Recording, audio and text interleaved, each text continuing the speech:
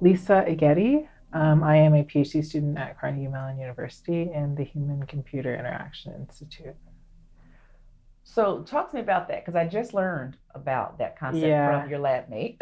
yeah. So computing is not just coding or doing the numbers of the No, science. There are yeah. other aspects of it. And I don't know if people understand that. So talk to me first about computing and the intersection of human life, Yeah. humanity. Yeah. So I like to think of HCI as like a mix between like computer science and psychology. So you're just kind of incorporating like the human aspects that may be overlooked in like traditional computer science, like settings like software engineering and stuff like that. So like my research specifically takes an approach at looking at Black communities, how they experience technology, how are they designing technology for their experiences, but also how are they designing in response to harmful AI systems, tools, things of that nature. So, yeah, I think it's just more like centering people um, in the process.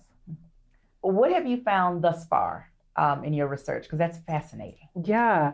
So, okay, so I did a recent project around understanding how Black technologists specifically design for their lived experiences.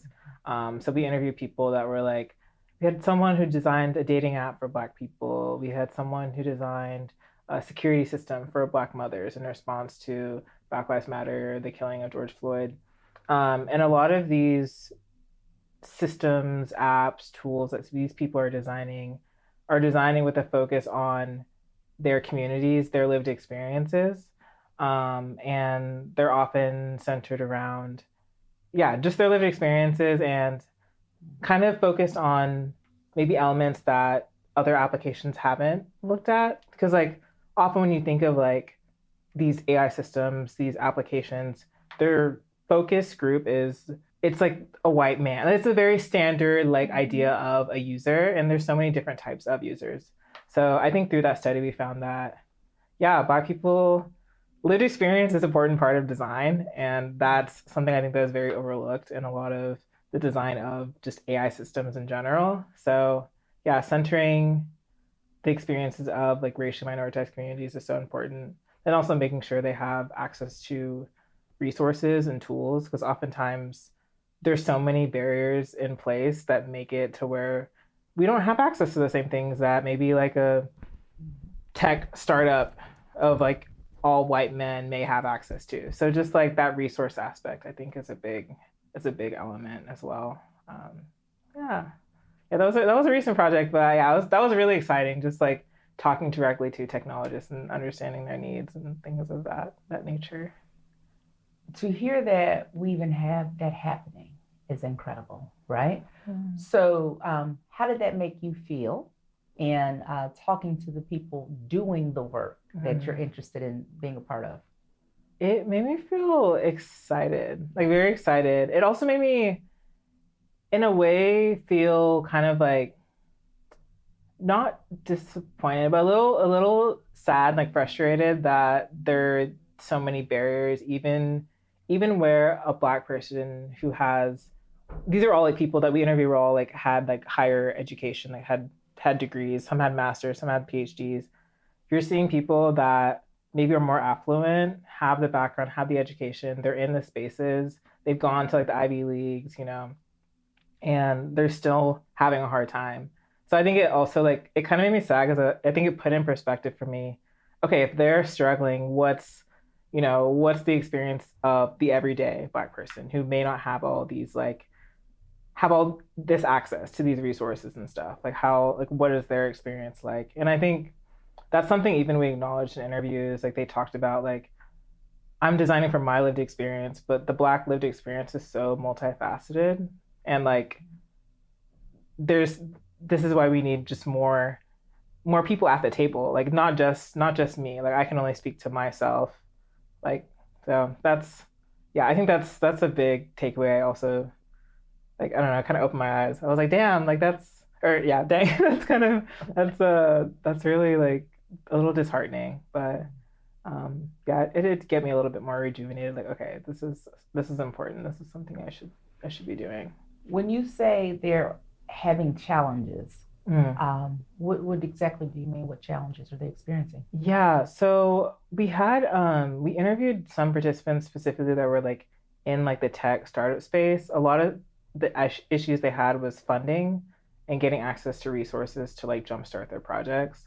Um, Another aspect was for a lot of people, because they were having a hard time getting access to resources, their main project became had to become like their kind of side hustle. So they had like their day job, their work job, and then they're doing this project on top of their income, like making a living. So when you're having to work harder to get the resources to really like uplift your project, that's just more labor, and you don't have the time like to fully like immerse yourself and like devote yourself to that project. So that it's like a domino effect of just like barriers. So I think those are kind of some major observations. And I think in our study we interviewed the bulk of our participants were Black participants. We interviewed three non-Black participants, and when you compare and contrast the issues and struggles they faced compared to our Black participants, I think it was very like kind of apparent that there is some discrepancy, and a lot of it has to do with just access and honestly privilege. I think is a big component.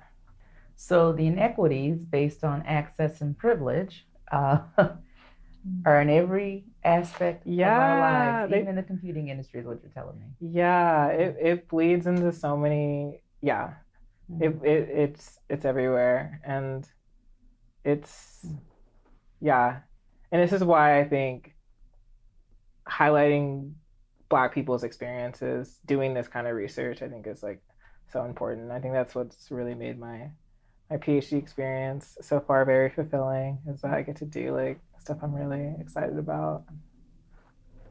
How did you first get into this field? Yeah, so I did my undergrad. Wait, and let me say this because your eyes light up as you're talking about this. Yeah. So you clearly have a passion. Yeah. So tell me when you first fell in love with it, right? Yeah, yeah. Okay, yeah. So yeah, I did my undergrad at the University of Oklahoma. And I was in computer science. Kind of was just kind of I felt like I was kind of floating. I wasn't really sure if I wanted to do like software engineering. I did a software engineering internship. I was kind of like, I don't really know about this. And I ended up taking this class called Operating Systems. And my professor was Dr. Christian Grant.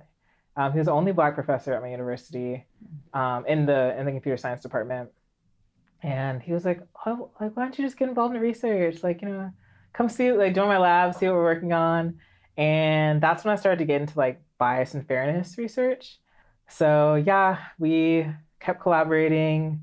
Um, in 2019, Microsoft Research, they had just started like an undergraduate research internship. And it was still pretty new. And he sent it to me and he was like, "You should apply." And like I wasn't sure about it. I was like, I don't know if I'd get it. And he was like, "Just apply." And I applied.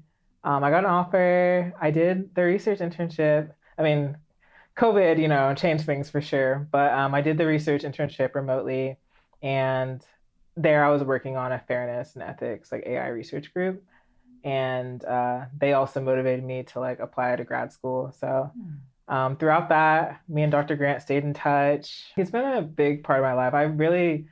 I honestly credit him for even getting me in the space, because I think before then I was feeling very out of place being at such a large like PWI and just kind of feeling like I didn't really belong. And he like took me in and like helped me be part of his lab, connected me with great mentors, Black people like Jasmine DeHart, I think, was another PhD student at the time who really mentored me and helped me out. And yeah, I don't know. I wouldn't be here, honestly, I think, if it wasn't for them. So I credit them for like opening me up to like the research space and just this entire world.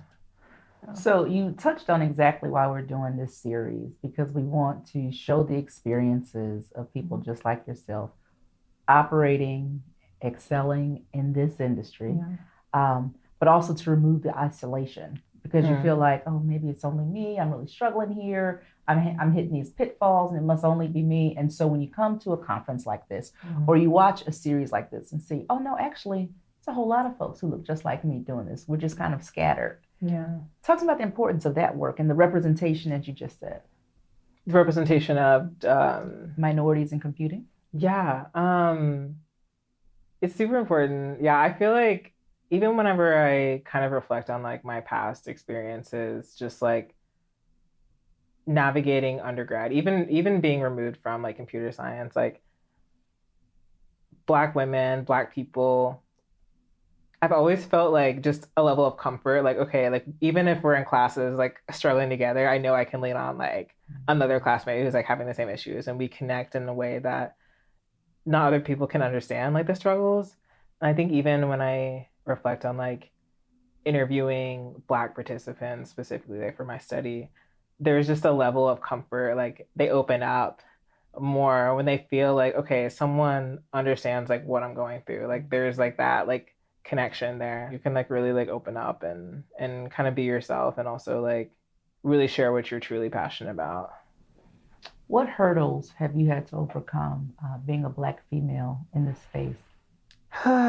um yeah, I a lot. I'm like trying to even think like what I think feeling like my voice doesn't matter, I think is a big one. Feeling like I have to like talk louder or like repeat myself or really just like I don't know, be a lot more confrontational than I would like to be just to make sure like my voice is heard. Um and also like recognizing maybe feeling like there are barriers or things are harder and in a way that's like hard to articulate and knowing it is because of me being a Black woman, but not wanting to say it out of fear of being like, oh, she's gonna make this like about race, like whatever, like, but knowing that is what it is. Um, and I think if I didn't have other like Black women like at CMU, like I found like my little bubble, like adding out earlier too, like of like Black women that I know are like kind of going navigating the same issues. If I didn't have them to lean on, I think it would be a lot easier to just quit and like drop out. Like even in undergrad, like if I didn't have like Dr. Grant and like my mentor Jasmine, I feel like it would have been easier to quit. And I really do I don't know. I'm like really grateful for all the Black people and communities that I've been able to like be a part of, just to like kind of validate to myself that like okay, my voice does matter. Like I do belong here. This is not like an imposter syndrome. Like this is like situation. Like so yeah. With that said, do you feel a level of responsibility or obligation to your community operating in this space? Mm. Um Because that can be yeah. heavy. Yeah, no, Yeah. yeah, it can be, yeah. Yeah, I obviously don't want to like Mhm. there's not very many of us. I will say like it's getting a lot better in HCI, but like even at my institution, like there's not very many Black women. And when there's not many of us, I feel like people look to the few as like, okay, you guys are the spokesperson. Like, you guys are representative of the community. And that can be a lot of pressure. And I don't want to mess up. But I also like there should be more of us. Like and yeah, I'm hoping at least at my university, I'm hoping things like change soon. But I think it's again like it's rejuvenating to be here and see like it keeps growing. Like there's more and more of us, and that's exactly that's the goal. That's what I want. So So your passion is downright infectious, right? Like I feel it. And what do you hope to be your contribution, right, to this world based on the research and the work that you're clearly so passionate about? Oh wow, that's a good question. I hope I can just make an impact. Like even talking to people, like I know we did the panel yesterday, and even talking to people about people come up to me and be like, "Thank you for doing this." I reflect on my experiences going to panels like that, and just like even a simple talk or anything can change the trajectory, or like just like the level of excitement someone has about a field. And if I could just change one person's mind to like pivot, like, okay, maybe I will do this. I think that's the ultimate goal. Just getting more Black women, more Black femmes, more Black people in these spaces, I think is what I hope to get out of my research experience. So you walked in for this interview, all smiles, ready to do your conversation. And I said, well, could you take off your lanyard? Because I don't want your, lanyard to be a distraction on the interview. And I looked and said, what is all of this? It's a lot going on. So I want to ask you a couple questions about this. Yeah, Okay. yeah. First thing, my favorite, is this pink sticker that says, "Science is girly AF." Yeah. And underneath it, it says, "The scientist in pink." Talk to me about, what does "Science is girly AF"? What does that mean for you? Computer science is a very like male dominated field, and it can be intimidating, especially for women. Like you feel like you go into like, I don't know, these intro to CS classes and stuff. It's just all men, and like our voices matter too. Like we belong here. And I think that emphasizes like not just computer science, but even broader like engineering, like STEM field in general. Um, it can be girly. Like we belong here. Like our voices matter. Well, and we have to be here because the reality is computing is the way of the world. Yeah. Everything we do is relying upon computers. Yeah. So we better make sure we have a seat at the table, right? Yeah. Yeah. Yeah. Yep. So then during this conference, you celebrate diversity. You are a presenter, a speaker, and part of Leap Alliance. So let's start with, what is Leap Alliance? Leap Alliance. Leap Alliance is, I think it's like a diversity centered organization that's like at different schools. Like it's the top 10 schools that have a Leap Alliance like program embedded. And Carnegie Mellon's one of them. So yeah, it's just a way for people to like, I don't know, a space for like cultivating and talking about research and sharing your experiences like as a grad student. I think there's grad students and undergrads, but yeah. And then I'm so happy that you came and spent a little time with us because I can see that you're very busy during the conference. Yeah, I was trying to be. You're a presenter and also a speaker. So tell me about your presentations here at this conference. Yeah, so I co-led a panel with one of my colleagues slash collaborators, Arinawa Ajaboju, and we did a panel called Decolonizing Tag, Interrogating the Negative Impacts of Generative AI on BIPOC communities. So we had a panel of experts that work like in the space and do research around generative AI experiences of Black people. And yeah, we just asked some questions, had a panel. It was very like great conversation around like negative implications of just these AI systems and tools, like how they can negatively and disproportionately impact people of color. It was popular turnout. People were sitting on the floor, like it was really packed. So it was happy, and people asked a lot of really like interesting and hard hitting questions at the end. So it was a great conversation. So what were some key takeaways from that conversation? Because it's important to have these conversations. Mm-hmm. So what are the key takeaways? I think a big takeaway is, what is our role as people of color in computer science that are in computing in general, that are maybe a part of companies or working on systems that have negative implications for communities like us? Like what are like the trade-offs? Like where do we draw the line? And I think a big takeaway, at least from our panelists, and I think from views of my own as well, is that it's important to like recognize your role in these systems and working at these companies. And if you see something, like stand up and like say something. Like don't be afraid to like make noise and be loud. And there's often this like trope of like, the aggressive like Black person, or like being loud or whatever. And like, yeah, like be loud, like be aggressive, like take up space. Like I think that was a big takeaway from the panel. Yeah. So we're tired and finished with muting ourselves or dimming our light Mm. to make others feel comfortable. Yeah, that's great. Yeah. So what is generative AI? Generative AI, And you can't say it in computer speak because okay, I'm yeah. not in your industry. Yeah. I would say it's any AI system or tool that is using data, or it's using images. One example I think one of our panelists used is like chairs. You have a bunch of different types of chairs. You're taking all the images of the chairs and creating it, generating something, and turning it into like a new chair. So like you're learning from existing styles of chairs to make a new chair.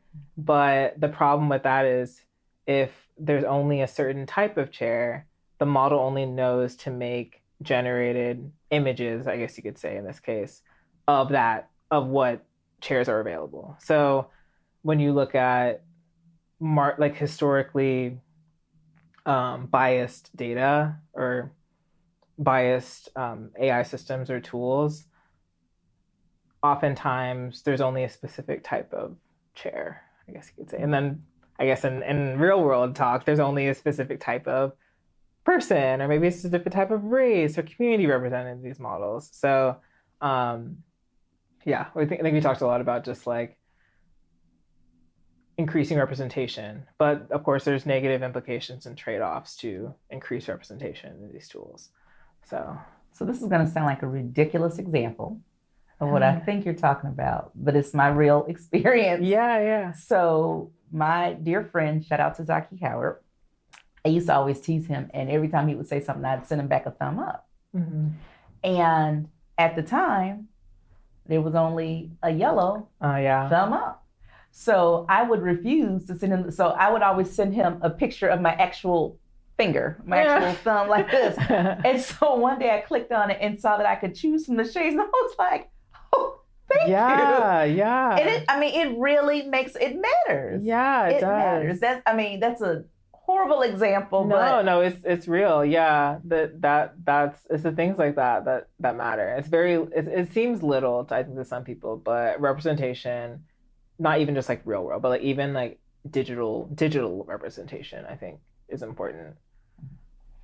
I thank you so much for sharing your experience, and I love what you're doing, and I look forward to seeing your vast amount of contributions to our community and society as a whole. I thank you so much. My final question for you is, what do you want to say to people who may watch this and they may be considering computing, but think, they may only be thinking of it as one thing and not all these different options. So what would you like to say to someone looking at this? Yeah, there's space for you. Like there's room for you to do the type of research and to make the type of contributions that you want to do. Your voice matters. The angle you choose matters. I encourage you to just take the dive and really embed yourself in communities that will support you and kind of like nourish your ideas. I lied. One more question. Yeah. How are you balancing life as a PhD student in computing at Carnegie Mellon? How are you doing that? I'm taking it day by day, I really try and surround myself with friends that support my work and that we're just always like lifting each other up. I have a lot of my friends that are also PhD students, and also Black women PhD students. So it's been really great to have like their support. I also try and just like take breaks periodically. Like I like to rock climb, ride my bike. I really like to like, do like extracurricular activities and stuff. But I also like going to like conferences and doing talks like this because I think it really just like rejuvenates me and reminds me why it is that I'm doing what I'm doing. You are so passionate about this work, and I just love to see it. Thank you so much for sharing your time with us. This was so fun. Thank you so much.